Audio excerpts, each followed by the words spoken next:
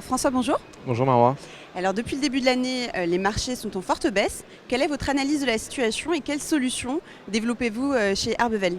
Et oui, en effet, les marchés sont particulièrement chahutés, que ce soit sur les actifs dits défensifs, les obligations. On rappelle que l'obligation 10 ans française perd quasiment 17% depuis le début de l'année, ou les marchés actions, avec évidemment les actions les plus sensibles aux facteurs de croissance.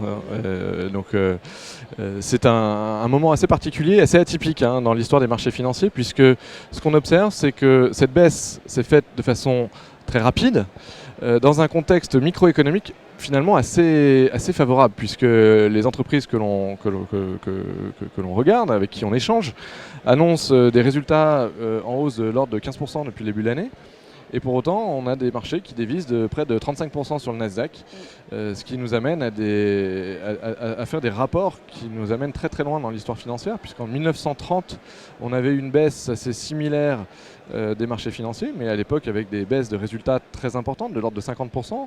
En 2008, on était à moins 70% sur les résultats des entreprises, pour des baisses aussi assez proches que celles qu'on est en train de vivre.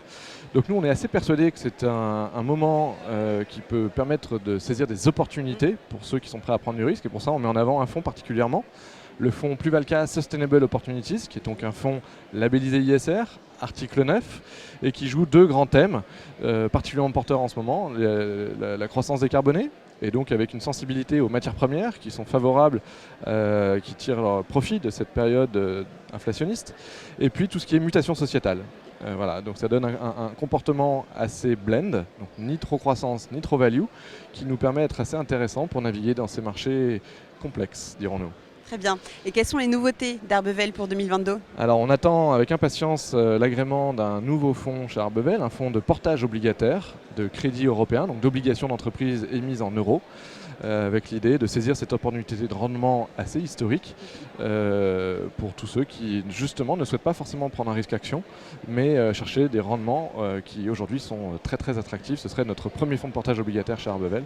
Donc on attend avec impatience de pouvoir le référencer dans les contrats d'assurance vie et dans les comptes titres des partenaires présents sur ce salon aujourd'hui. Merci beaucoup pour ces précisions, François. Merci beaucoup. Merci. Au revoir.